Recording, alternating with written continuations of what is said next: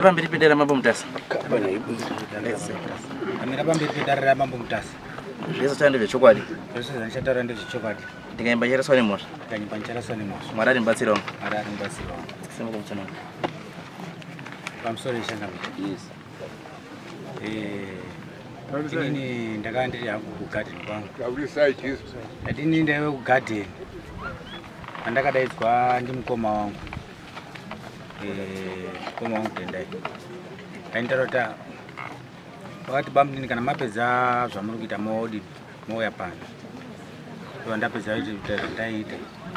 Ndo ndaenda ndikati mukoma ndadini ndapedza. Ovhawo yakati ndaona doka nemudzimai wake vaisvika paumba. Ndikati kwakanaka here matungamudzana mukadzi nemurume wakati basa wakandipindura kuti kwakanaka hako zvishoma. Aitova tamusana. Ndati taurai nyaya yenyu. Kazi doka ndo pakatanga kutaura kuti ndauyawo panapa. Munun'una wako wakadini wakapisa umba yangu. Ndikati munun'una wangu ini ndine wanun'una wairi. Saka munun'una wataura kuti wakapisa umba yako apa ndeupi? Kazi akati Philip. Kazi Philip ungapisa umba yako panyaya yenyu. Ndo pakatanga kutsanangura aiti panyaya yemukadzi wake. Ndikati mukadzi wacho kudini kwake. Kazi ndi pakatanga kutaura kuti Philip wakabva kutaundi kuri musi weSunday. Ari munzira ari kubva kutaundi waifonera nemudzimai wake kuti vasangane paWatsomba. Saka Philip azosvika paWatsomba wakabva ashaya mudzimai wake. Aibva abvunzawo yaakabvunza zita remunhu wakabvunzwa wacho harina kutaura. Aibva ataurawo kuti mukadzi wako waenda nadoka. Mukadzi vaabvunza kuti waenda ngepi? Mukadzi vazi wakwidza nerodi kureva rodi inokwira kunana Sandhouse kwedu. Mukadzi Philip ibva atora motikari. Aibva ateera nerodi yekuenda kuSandhouse. Ndipo ndakabvunza kuti motikari ndakabva ndabvunza kuti motikari yandakasi ndakatora ndeyani. Zvikazi wakatora motikari ape. Ndikati vazazodini. Zvikazi wabva ati kwazi makabva mateera kusvika kuSandhouse kubva matishaya kubva madzokera kuWatsomba. Kubva madzokera kuWatsomba iwo ubva wazodini. Philip bva azoenda kumba manheru. Aibva asvika abva anesana nemukadzi. Aibva auya kopisa umba yangu. Ndobva ndachitanga kuchibvunza ndovana kubvunza Banguru kuti Banguru sinzi magara paumba apa ndine here zuva 1 kana kuti ndine zuva iri ndakambokutaurirai kana kuti maini nenyu handisi kuona kufamba kwake zvakanaka nadoka. Zvikazi kwete ndinombozvisa. Ndikati kana zuva 1 iro ndamboonetsana nadoka kana kuti makazwa doka kuti ndatuka doka kana kuti ngenyaya yekuti yemudzimai uyu. Zvikazi kwete. Ndikati kana ini nyaya iyi haimumba mangu handitoiziva. Handitoizivi banyaya iyi. Zvikazi ndo zvavo yaidi aitaura. Ndikati ndikati saka wanga aruti. Zvikazi anga aruti mudaidze yawo titaurirane andiripirewo pashoma. Ndikati ndikumuripira pashoma ndakamuitenyi. Handina chandinoziva maererano nekutsva kwemba yakeni. Uyezve nyaya dzatira dzemukadzi idzi ini handitombozviziva. Handina musi ndambovhiringa kana mudzimai wangu nenyaya yakeni kana kumbotaura even kana nepfungwa dzacho handitorina. Saka munhu wazvitori izvi. Ndikati saka anga ari kwazi kana asina kuti titaurirane ndoenda mberi. Ndikati mberi ipi? Zvikazi kwati kwazi ndoenda kumapurisa. Ndikati ngaenda mangari. Umba yake yakazvarini keni? Pakazotanga nyaya iyi papatopera kunga mwedzi umba yake yasotsva. Ndikati anga aripi nguva yese? Otanga pane mwedzi wese waudhurawa nyaya yake yekuuya kunditaurira. Ndikati ngaenda hake kwangu dini kwangu da kuenda. Ini handina chandinoziva pakati pekutsvaga umba yake.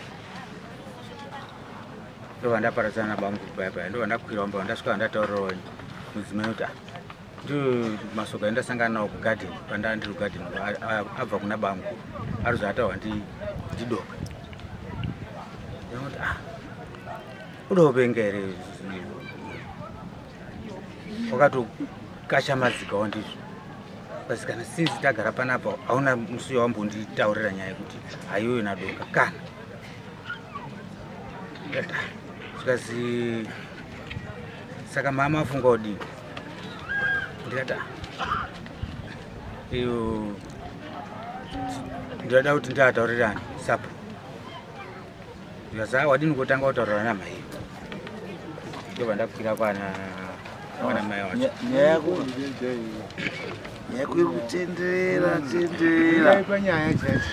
nyaya yako iwe ndikuti wakapumwa kuzi wapisa imba 1 ukapumwa zvotodana nemukadzi wemunhu handi iye ndiyo wakati ndapisa wakandipisira umba yangu ngemhaka yekuti mukadzi wako zvawaizoenda nekusenda iye ndiye udanana nemukadzi wangu iye ndiye urutaura kuti wakandipisira umba yangu ngekuti iye urudanana nemukadzi wangu ndo mhosva iwe wanga uri kuritariita ndiye urutaura ndizvo here zviripo hakuna zvinhu zvakadaro handisakambopisa umba yake handisakambomupumha kuti urudanana nemudzimai wangu pandabvunza paari kutaura kuti iwewe handizvo kuti iwe wakanopisa because iye arudanana nemukadzi wako ndo zvaakataura ndikati iwe wakazviona sei kuzviona izvo zviri kutaura zvacho wakareurira here kana kuti unitei inini wakaomoka ndakatoti munhu urudawo ndizivisa here kuti udanana nemudzimai wangu itsoke chigara kuti undizivisa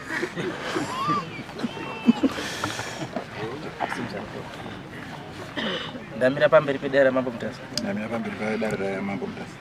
zvese zvandi zvechokwadi emba ichereswa nemhosva mwari arimubatsirawo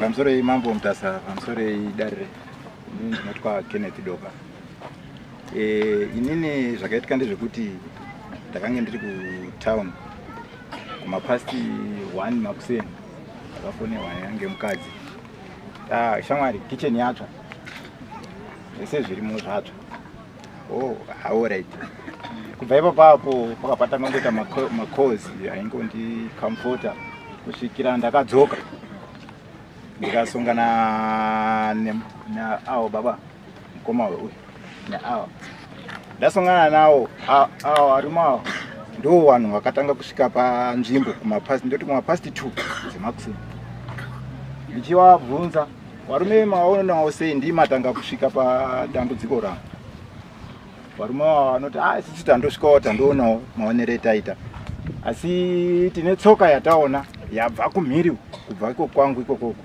ichibira kudaizvo asi yairatidza sekunge tsoka yerudi iri kumhanya fine pakataurika zvakasiyana siyana vamwe vakati kuromba kwakaita zvidhoma zvake zvapisa zvinhu zvirundoya munzeve mangu wakati wakomana wake basa wakanonoka kubva kukwidza kwanga kwaita motikari saka wakauya bvaisa zimoto rakawanda varabatidzira magwere vapisa right mukufamba nemukugara nekumukutaura ndo pandakasongana nezita rababa kuti rapisa ndo rakapisa umba yako right ndadare izvozvo pandambofunga kuti ndiende mapurisa pandaona ngati wanyanyaita munhu padhuze regai ndimboona kuti ndinodini ndifunga kuti ndiende kune vanokwanisa kugadzira vanauya futi kuti ndingandaomesera ava mabrothers aka because ndiwo vanozonga vamudambudziko rekumombonoresa kati rega ndimboona kuti ndodidi kwava ndazoti rega ndiende pane mukoma wake mukuru ngati ashamwari ndauya weni ndirikuzwa kuti ndimi makasenza basa mba kwangu mukoma wacho vapindura kuti sekuru makazvizwawo ndikati ndakazvizwa kana inini ndakazvizwawo saka mamurufunga tatodini yevati mene imimi kuti muri sekuru ndikati no problem ini nangu ndada kuti ndiendoti ndiende mapurisa ndinomunyudza ndimukwasha wangu saka zvinondibata. Of course ndakanyora hangu ndakapisirwa mafertilizer nemagwere neproperty yese yanga iri mukitchen, no problem. Chana ndiri kukumbira ndechekuti dai takwanisa kuti tigare pasi, hama dzekwangu nehama dzekwenyu, toonesana zvinonga zvabuda ipo papo. Iye vanditi zvakanaka sekuru, regai ndiende. Asi mukomana uyu unonetsa kundikwanisa kumukonfranta. Zvandichaita ndezvoti ndichaenda kune hama yawo inozi Kiri Chigumira. Kiri Chigumira hasi kufamba, ururwara, asi unondipa mukadzi wacho. Ndiyo ndichauya naye. Toona kuti todini, tokudaidzai imimi, tokupa idhete rekuti imimi nehama dzenyu togara pasi toonesana. Pakanaka. Ndakandogara ndirumirira kubva feedback kuna tochiti ndiye bamukuru wacho. Ndo pandotozwa kuti nyaya yatoendeswa kwaSabhuku Mhandu. Nyaya yaendeswa kwaSabhuku Mhandu. Paya nditori futi kwaMutare ndabva ndafonewa ngemupurisa waSabhuku Mhandu. Bva nditi iwe totokuda mangwanana 8 padare kwaSabhuku Mhandu. Ndamti ako Sabhuku wangu mamufonera here? Tikasi tamufonera ngati habhuku. Handatoa necomfort yekuti Sabhuku wangu uripo vandatoenda kumba. Ndichimuka makuseni vandakwira kumba kwana sekuru ndo kuna ana Sabhuku. Ndasvika ikoko ndasvika ndikati ana sekuru ndakasungwa ini. Wasungwa ndiani? Wasungwa ndi Sabhuku Mhandu. Ngenawo kitchen yekutsvakwa yakaita kwekwe. Vasa asi azviti pamanje kuti uende. Because Mhandu anotipa samoni rekukusunga bewe kuti uende ikoko kudare rake. Ngati alright. Saka ndodini? Vasa iwe mira. Sabhuku ndaipo papo ndataura ndiri ndakazopesa ndapa Ishe Nemonga. Ndiri pa Ishe Nemonga ipo papo ndo pakafoniwa Sabhuku Mhandu kuti anzi dare nhasi hakunawa. Right. Zvadare izvo Sabhuku Mhandu akafoniwa shuwa anodaira foni ya Ishe Nemonga. Tochidini papazo ndichindoti ibve ipo kuti amuzukuru sanetseke ba. Boza na Ishe Maunga nana Sabhuku Maunga ndio wana mai wangu ini. Ndiri munzira uchibva ipo papo ndaudzika mukumba kwangu. Ndo pakanifonera unozi Tedzi. Vanditi iwe uruzi wauya kudare washora dare chichi ndikati aiwa ini handina kushora dare ba. Asi mukafonera Ishe Nemonga. Zvichataura Ishe Nemonga muzondifonera kuti wati kudini. Ndo zvandinoita. Kubva ipo papo ndo zvatodhakwa. Ndo pandakatozwa kwazi nyaya yakutowa kuno kwaSabhuku kwa Mambo Mutasa. Asi alright. Iwe akakutaurira usati waenda kuona mukoma wake kuti uyu ndiye akapisa ndiani? Ndikati iyi nharaunda. Hakuna chinonzi nharaunda. Nharaunda munhu akakutaurira ndiani? Right. Wozi wati iwewe wakataurirwa ndokubva wazoenda kumba kubva usvika kuna mukoma uyu aibva azotiti wakatozvizwawo. Handizo ndosati akatanga kutaurira iyi ndiani? Ndawiri kunetsa apa mambo manje. Aiwa mira ndipe second hand explain. Aiwa mambo unobvunza chipindurwa. Ndati akakutaurira ndiani? Simple. Ida explanation iyi. John munhu iyeyo wakatanga nyaya. Uri kuti mukandibuditsa zita rangu munonduresa nemurume wangu. Ndo nyaya iri unetsa iyi. Saka dare rinoenda mberi sei tisingazivi. Ngoda testify ka. Tunoda testify apa. Auye autonga apapo ndiyo key witness. Ndiye key witness ka. Ndiye utipa umboyo kuti aruziva kuti akaona uyu ane matches, akaona uyu nguwai. Kanasi baba nanya. Kanasi baba hapana. Ari chiremba uruziva basa rake rakapera. Kana nyangwe iri nganga taona ndakaenda kune nganga yakati. Ndaurira. Kana ukaenda kukoti ipi ndo paunobvunza ndo pamungwa. Alright. Right, nawo iripo ndiye kuti munhu wakataura wakabuda pana mukadzi wa tezvara wangu. Aiwa unotaura chii? First name yakandizoziya. Iwe munhu wasingazivi angabva yakoconfide in you. Nyaya iri so sensitive. Saka uri pano. Asiri pano. Ndiye pane dingindira ipapo renyaya. Padara riti zvemagumba ba. Ndo pane dingindira renyaya ipapo. Kana uda kutotsvaga tikubatsira kuti kuendese kun'anga ikutsvagire. Mukandibatsira mukati. Hayo. Chimotanga utaura kuti akanga Ndakafamba kwaunofamba kwacho ikoko ndokuzwa kwese uzotoendawo ikoko Munhu wakataura naye. usapedzere dare nguwa ke ngati munhu akanditaurira akandidaidza ndiite zvara wangu awara ngasumuke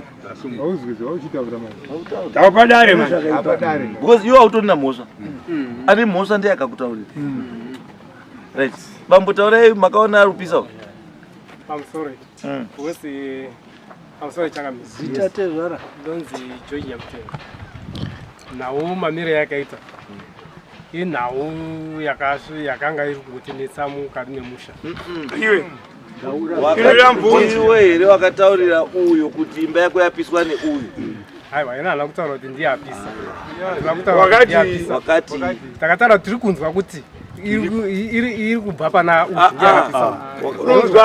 iwo wakazwani munhu akataura nyaya iyi ndiani akataura ndingamuti ndiani aiwa ndinoda kuedza kutsanangura kuti uyu ndingamuti ndingati ndite zvara mukadzi watezvara wake ndiye akauya pamba akataura weushu upi anonzi Maivivi Anderson Mandu.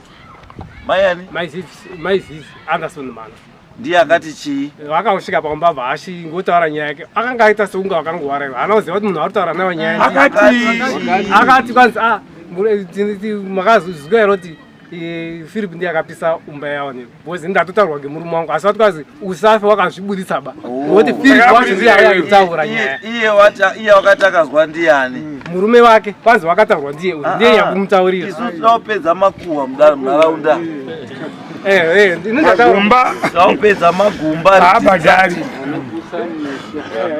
iwewe taura because izvi unyorwa pasi because we want to call these people wese kuti wauye watestify kuti ari kuziva toda munhu akaona munhu awesa kutaura ka tichasvika pane akatanga naro because nyaya yeupomerwa murume ini muri kuona nga nyaya isina basa but tiri kucriminal ndiyo inonzi arson anoenda kujeri anoenda kujeri for not less than 3 years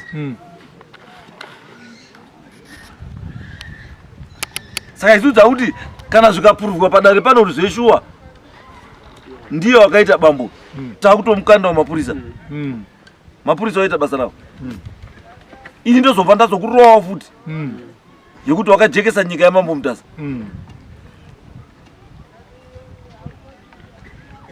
wakafukura nyika yamambo mutasa tiri kufamba hedu masango edu usiku iwe uri kupisa wamba topera kuonekwa ngewana usikavapwera usikafana kutoona uyo kuruma wokuti ane property yakapfira alright iitei matani manyora mazita taura changu zvapauchitaura mazita manyora uyu wakazwa uyo zita rako ndiani George ani Nyamtena George Nyamtena wakazwani wakazwani Maivivi Anderson Mandu. Maivivi Anderson Mandu. Maivivi Anderson Mandu wakazwani murume wake Mandu ndiani zita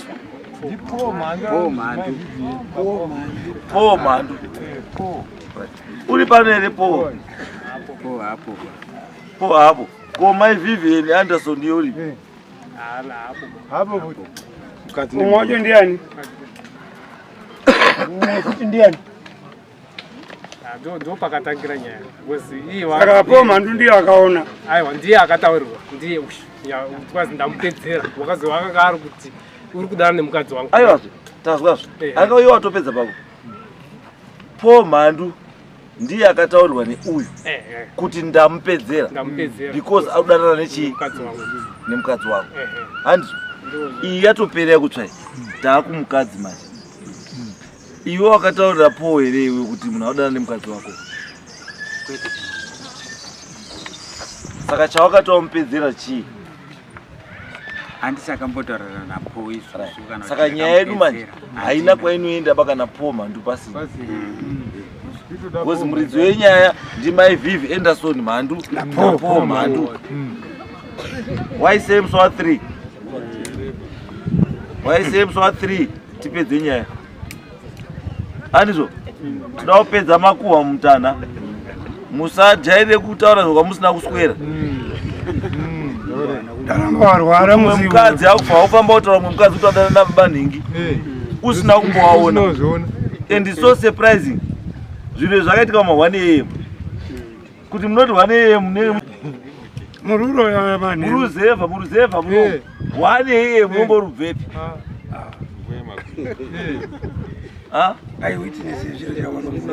right it's okay ngatisangane musi wa 3 endai ngatisangane musi wa 3